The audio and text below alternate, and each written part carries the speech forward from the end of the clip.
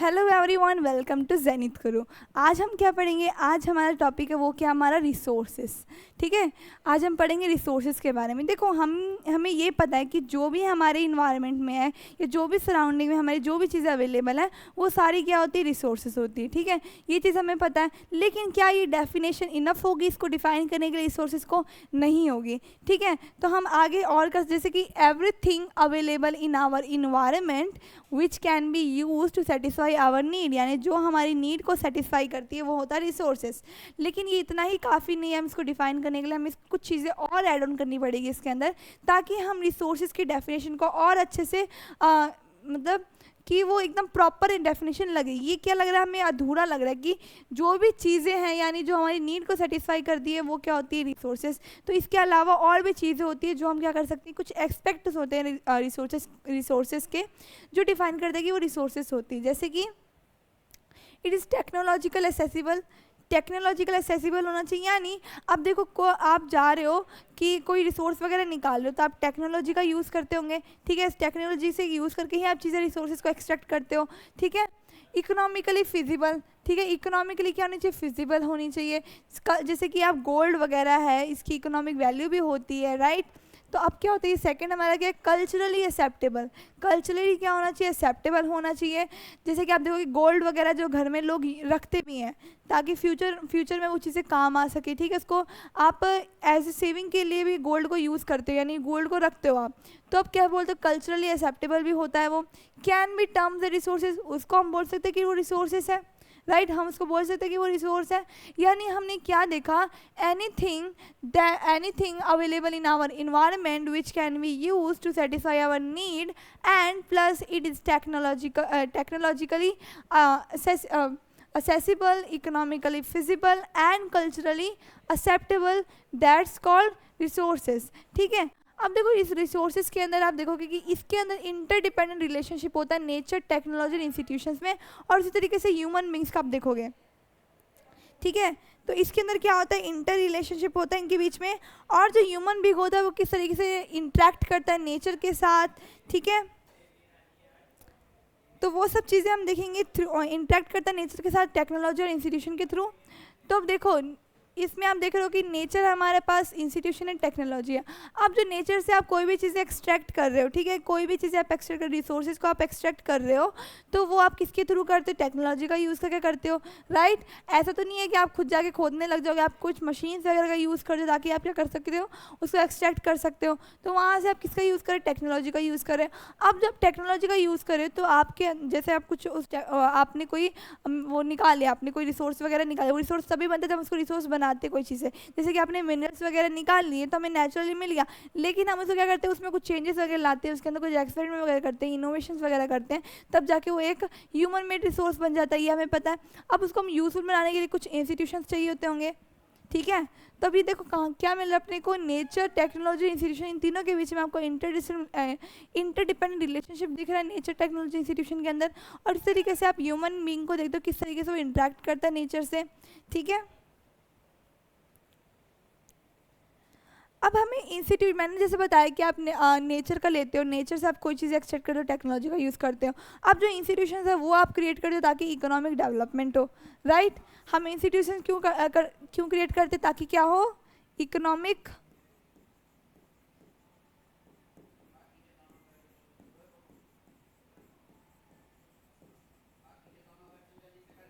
ठीक है, क्या हो, इकोनॉमिक डेवलपमेंट हो, राइट। अब देखो इसके बाद में हम ना इनको क्लासीफाई करते रिसोर्सेज को कुछ टाइप में।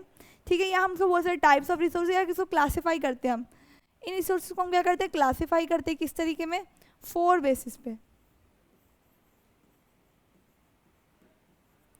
4 बेसिस पे हम क्या कर रहे हैं, इनको क्लासीफाई कर रहे हैं। ठीक है, अब देखो फर्स्ट बेसिस क्या हमारा, इसका फर्स्ट बेसिस हमारा on the basis of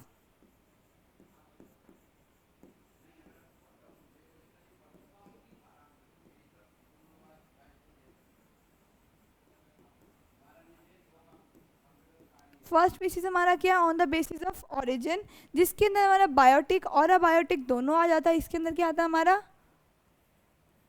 biotic and abiotic. Biotic क्या होता है, जो भी लिविंग होते हैं जैसे प्लांट्स हो गए, एनिमल्स हो गए, वो हमारे किस में आ जाते हैं, बायोटिक में आते हैं। और अबायोटिक कौन से, जो नॉन लिविंग होते हैं जैसे कि एयर, सॉइल, लैंड, ये सब के हमारी अबायोटिक में आ जाते हैं। तो हमने देखा कि resources on the basis of origin में हमने क्लासीफाई किया टू टाइप में, बायोटिक और अबायोटिक में। सेकेंड हमारा क्या करते हैं, हम करते हैं क्लासीफाई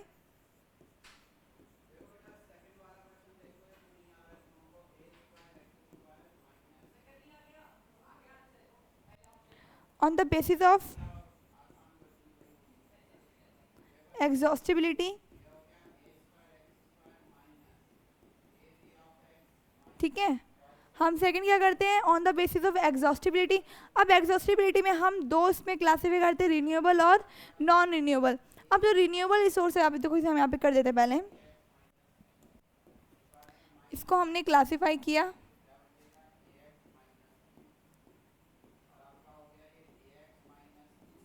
रिन्यूएबल एंड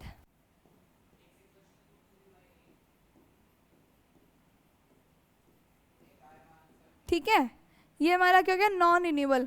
जो रिन्यूएबल रिसोर्सेज होते हैं वो होते हैं जो क्या होता है, टाइम से टाइमली वो क्या होता है, रिप्लेनिश हो जाते हैं, यानी क्विकली रिप्लेनिश हो जाते हैं, रिन्यूड हो जाते हैं। ठीक है, जैसे कि एयर हो गया, ठीक है, ये सारे, वाटर हो गया, ये सारा हमारे रिन्यूएबल रिसोर्सेज में आता है। सॉइल वगैरह। नॉन रिन्यूएबल रिसोर्सेज क्या होते हैं, जो कि क्या होता है, टाइम में, कम टाइम में क्या होता है, रिप्लेनिश नहीं हो पाते, इनको रिप्लेनिश होने में थाउजेंड्स ऑफ ईयर्स लग जाते हैं। ठीक है, बहुत ज़्यादा टाइम लगता है, जितना एक ह्यूमन स्पैन लाइफ भी नहीं होता, लाइफ स्पैन नहीं होता, उससे भी ज़्यादा इसको रिप्लेनिश होने में टाइम लगता है। जैसे कि नेचुरल गैस हो गया, पेट्रोलियम हो गया, ठीक है, कॉल हो गया, ये सारी चीज़ें हमारी किस में आती है, नॉन रिन्यूएबल में आती है। फिर हमारा थर्ड बेसिस क्या होता है, हमारा थर्ड बेसिस है हमारा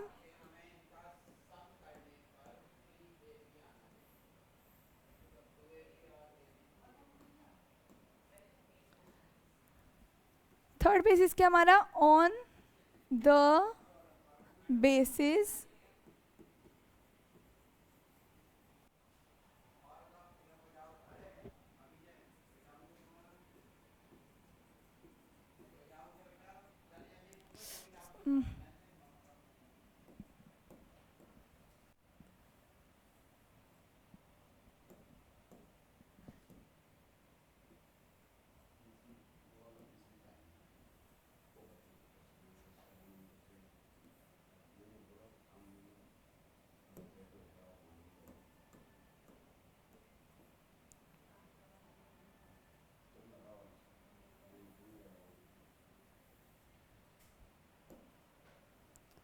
फोर्थ हमारा क्या है, ऑन द बेसिस ऑफ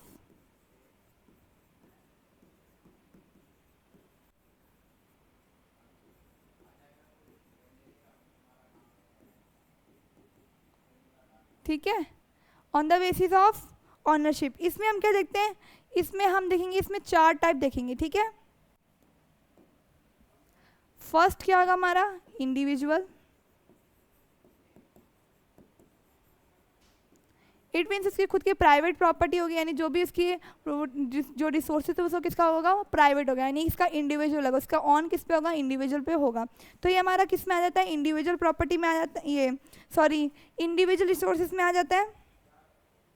जैसे कि जो लैंड वगैरह, जो जैसे फार्मिंग वगैरह करते हैं, कुछ लैंड फार्मर्स की खुद की है तो वो उसकी रिसोर्सेज होगी, राइट। थर्ड हमारा क्या आता है, सेकंड हमारा आता है पब्लिक, जिसको हम क्या बोलते हैं, कम्युनिटी रिसोर्सेज भी बोल सकते हैं, कम्युनिटी।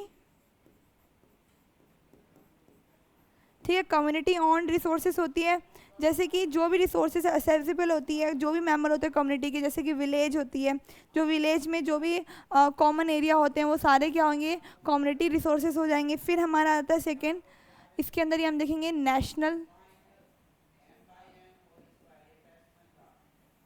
जो विद इन नेशन, यानी जो इंडिया है, जैसे हमारा यहाँ पे मान लो ये हमारा वर्ल्ड है, वर्ल्ड में इस एरिया में इंडिया है, तो इस इंडिया में जितने भी रिसोर्सेज होंगे वो किसके होंगे, वो होंगे सिर्फ इंडिया के, यानी वो उसे हम क्या बोल देंगे, नेशनल रिसोर्सेज। ठीक है, अब देखो हमारा फिर फोर्थ आता है, हमारा क्या आता है, हमारा इंटरनेशनल।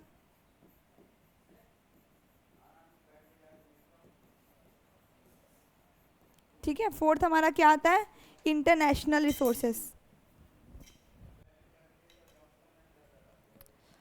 फिर इसके बाद में हमारा इसके अंदर ही हम देखते हैं ये हमारा क्या थर्ड हमारा ऑन द बेस। अब देखते हैं इसकी फोर्थ क्या होता है हमारा। फोर्थ हमारा आएगा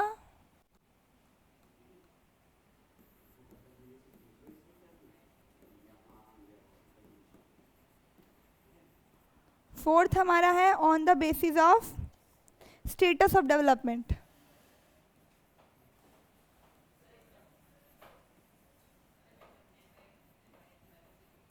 ठीक है, on the basis of status of development. इसमें हम देखते हैं कि डेवलप्ड रिसोर्सेस होते हैं।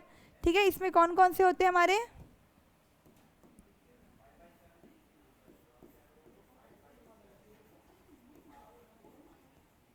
डेवलप्ड रिसोर्सेस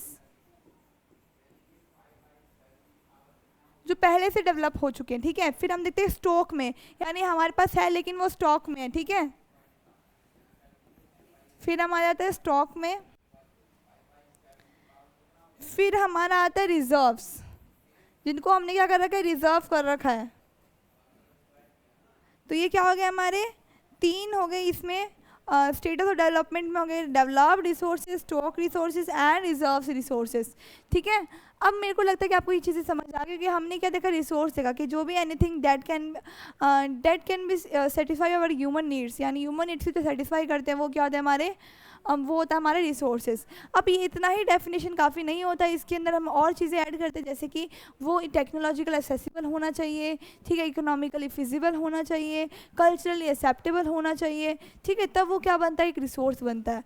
राइट, ये हमारी डेफिनेशन होगी रिसोर्स की। फिर हमने देखा कि इसके अंदर रिसोर्स के हमने टाइप देखे, यानी जो क्लासीफाई किया हमने टाइप को, चार इसमें देखा, चार क्लासीफाई किया ग्रुप्स में।